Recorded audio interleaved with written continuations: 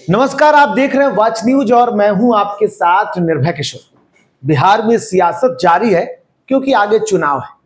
लेकिन जब चुनावी साल होते हैं तब कई रेवड़ियां बंटने लगती हैं। रेवड़ियां हमने इसलिए कहा क्योंकि यह शब्द हमने नहीं दिया, बल्कि दिल्ली के चुनाव में यह शब्द खूब चर्चे में रहे। रेवड़ियां इसलिए कही जाने लगी कि अब सत्ता पक्ष और विपक्ष खूब योजनाओं की घोषणा करते हैं, जनता को खूब सुख सुविधा देने के दावे करते हैं। यही चीज आजकल बिहार में खूब चल रहा है। लेकिन ये बिहार में चल रहा है खासकर सत्ता पक्ष की तरफ से। दिल्ली में जब चुनाव हुआ था तो अरविंद केजरीवाल के द्वारा जितनी भी नई योजनाओं की घोषणा की जा रही थी, जो दावे और वादे किए जा रहे थे, उसको लेकर के यह कहा जा रहा था कि दिल्ली में रेवड़ियां बंट रही हैं।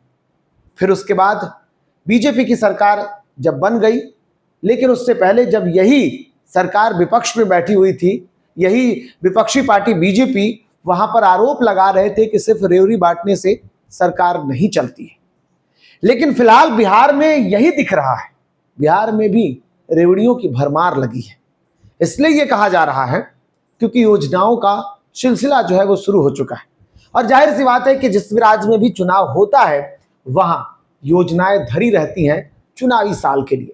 बिहार में पिछले कुछ दिनों में जिस तरीके से प्रधानमंत्री नरेंद्र मोदी का आगमन हुआ, कई घोषणाएं की गई और एनडीए सरकार बिहार में जब डबल इंजन की सरकार है, उसका मुख्य चेहरा, उसके प्रतिनिधित्व करता नीतीश कुमार भी लगातार हर सुबह शुरुआत के साथ ही एक ऐसी योजनाओं की घोषणा कर देते हैं कि वो पूरे दिन चर्चा का विषय बन जाती है। चाहे आज जो किए गए हैं, हर दिन अलग अलग योजनाओं की घोषणा हो रही है।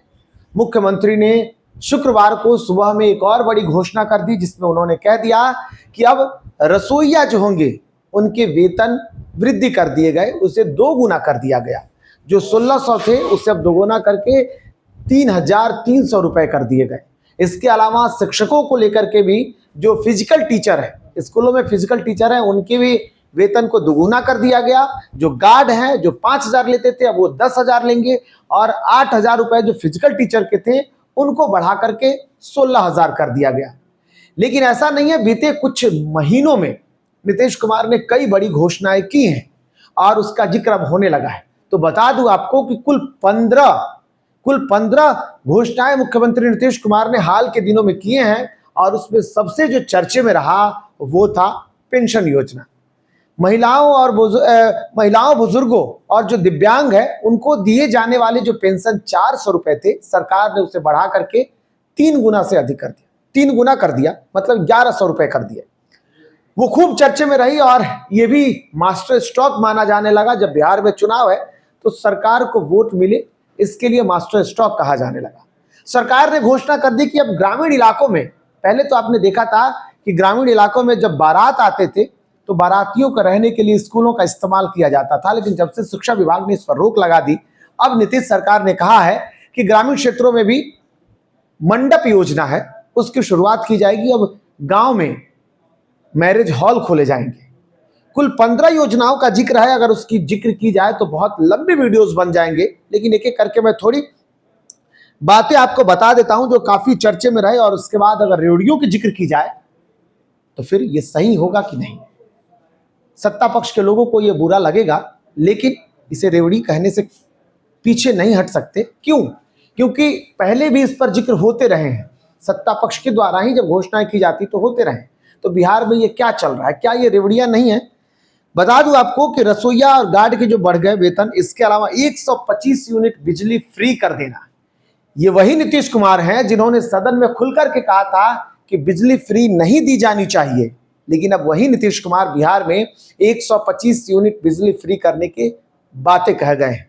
हालांकि अब सरकार ने उस पर प्रक्रियाएं शुरू कर दी हैं।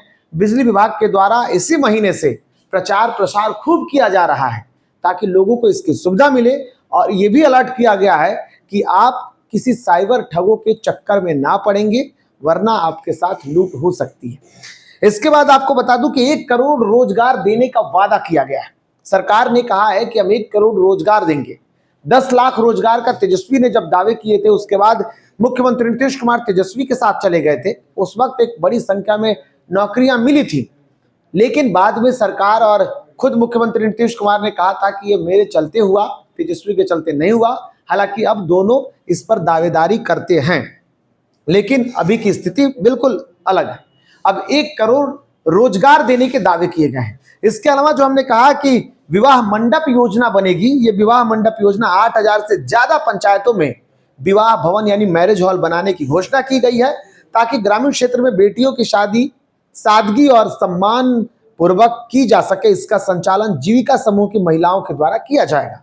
इसके अलावा कहा गया है कि महिलाओं को डोमिसाइल आरक्षण दिया जाएगा। अब आप देख लीजिए कि जिस बिहार में डोमिसाइल के लिए शुक्रवार को पटना में प्रदर्शन हुआ, छात्र नेता लगातार इस पर प्रदर्शन कर रहे हैं, मांग करते रहे, लेकिन महिलाओं को डोमिसाइल की जिक्र कर दी गई। क्यों?